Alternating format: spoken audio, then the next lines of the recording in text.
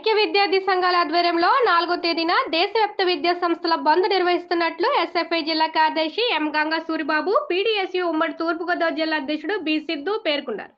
Neat పరీక్షను వెంటనే రద్దు చేయాలని, ఏ రాష్ట్రంలో ఆ రాష్ట్రాలు పరీక్ష నిర్వహించుకోవడానికి వీలు కల్పించాలని ఎస్ఎఫ్ఐ జిల్లా కార్యదర్శి ఎం గంగా సూరిబాబు, పీడీఎస్యూ ఉమ్మడి తూర్పుగోదావరి జిల్లా అధ్యక్షుడు బి సిద్ధు డిమాండ్ చేశారు. సోమవారం సుందరయ్య భవన్లో భారత విద్యార్థి ఫెడరేషన్ పీడీఎస్యూ ఆధ్వర్యంలో మీడియా సమావేశం నిర్వహించారు. ఈ సందర్భంగా వారు మాట్లాడుతూ ఐక్య విద్యార్థి సంఘాల ఆధ్వర్యంలో 4వ తేదీన దేశవ్యాప్త విద్యా సంస్థల బంద్ నిర్వహిస్తున్నట్లు వారు తెలిపారు. పీహెచ్డీ అడ్మిషన్ కోసం ఇటీవల ఆమోదించిన తప్పనిసరి నెట్ స్కోర్ విధానాన్ని వెనక్కి తీసుకోవాలన్నారు. టీఐఎస్ఎస్ బొంబాయి, ఐఐటి బొంబాయి నుండి హైదరాబాద్ సెంట్రల్ యూనివర్సిటీ వరకు విద్యార్థి సంఘ నేతలపై అక్రమ కేసుల నిర్బంధాలను అరికట్టాలని వారు డిమాండ్ చేశారు. అసమర్థ ఎన్టీఏ సంస్థను రద్దు చేయాలని డిమాండ్ చేశారు. పాఠశాలల మూసివేతను ఆపాలని, కేంద్ర ప్రభుత్వం నీట్ పరీక్ష నిర్వహణను రాష్ట్ర ప్రభుత్వాలు అప్పగించాలని డిమాండ్ చేశారు. ఈ సమావేశంలో టౌన్ అధ్యక్షుడు సంజయ్, పీడీఎస్యూ నాయకులు మణికంఠ తదితరులు పాల్గొన్నారు. ఎన్టీఏ ఏదైతే ఉందో ఎన్టీఏని రద్దు చేయాలని, ప్రధానంగా దేశంలో నీట్ ఎగ్జామ్స్ కి 24 లక్షల మంది రాశారు, నెట్ ఎగ్జామ్స్ కి 9 లక్షల మంది విద్యార్థులు రాశారు. దీంట్లో అవినీతి అక్రమాలు జరిగాయని దేశంలో పెద్ద ఎత్తున విద్యార్థి సంఘాలన్నీ కూడా పోరాటం చేస్తున్నాయి. దానికి సంబంధించి ఈ దేశంలో ఉన్న విద్యాశాఖ మంత్రి ధర్మేంద్ర ప్రధాన్ రాజీనామా చేయాలని డిమాండ్ చేస్తున్నాం. అదేవిధంగా పాఠశాల మూసివేతను ఆపాలని అడుగుతున్నాం. అదేవిధంగా ఈ నీటు నెట్ పరీక్షా పత్ర లీకేజ్లో నష్టపోయిన విద్యార్థులకు అందరికి కూడా నష్టపరిహారం ఇవ్వాలని అడుగుతున్నాం.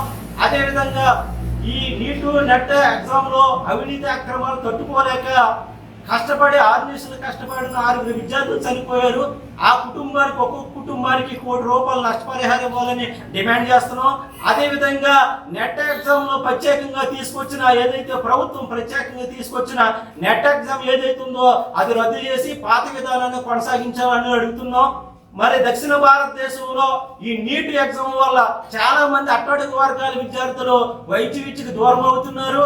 వారికి వెంటనే తక్షణమే ఈ నీట్ ఎంట్రన్స్ టెస్ట్ పూర్తిగా రద్దు చేసి ఈ ఉత్తర భారతదేశం, దక్షిణ భారతదేశంలో ప్రత్యేకంగా పాత తరంలో ఏదైతే ఇంటర్మీడియట్ లో మార్కులు బేసిక్ గానే ఈ విద్యార్థులకు వైద్య విద్యలో మరి ఇవ్వాలని, ర్యాంకులు ఇవ్వాలని అడుగుతున్నాం. ఈ అన్నిటి మీద ఈ నెల 4వ తేదీన మరి విద్యా సంస్థల బంద్ జరుగుతుంది. ఈ విద్యా సంస్థల బంద్కి కార్పొరేట్, ప్రైవేటు, అదేవిధంగా గవర్నమెంట్ విద్యా సంస్థలు అందరూ కూడా సహకరించాలని అడుగుతున్నాం.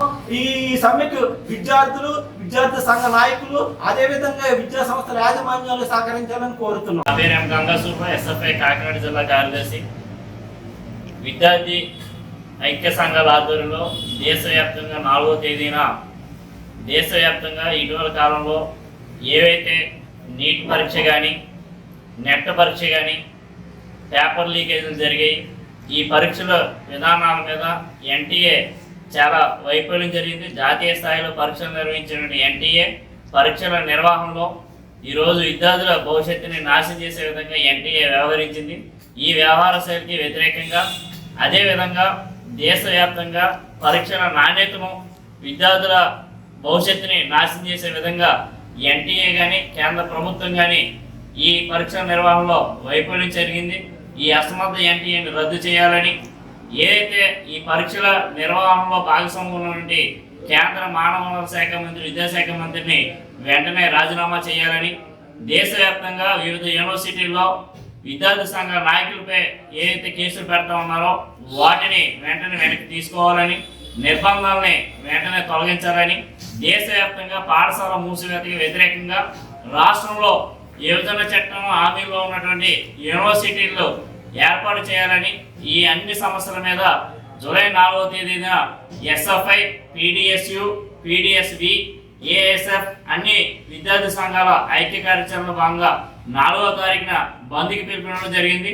విద్యా సంస్థల యాజమాన్యాలు, ప్రభుత్వ, ప్రైవేటు, కార్పొరేట్ విద్యా సంస్థలన్నీ కూడా జూలై 4వ తేదీన దేశవ్యాప్తంగా జరిగే బంద్ని జయప్రదం చేయాలని, ఈ బంద్కి అన్ని విద్యా సంస్థల యాజమాన్యాలు సహకారం అందించాలని భారత విద్యార్థి ఫెడరేషన్ ఎస్ఎఫ్ఐ కోరుతాం.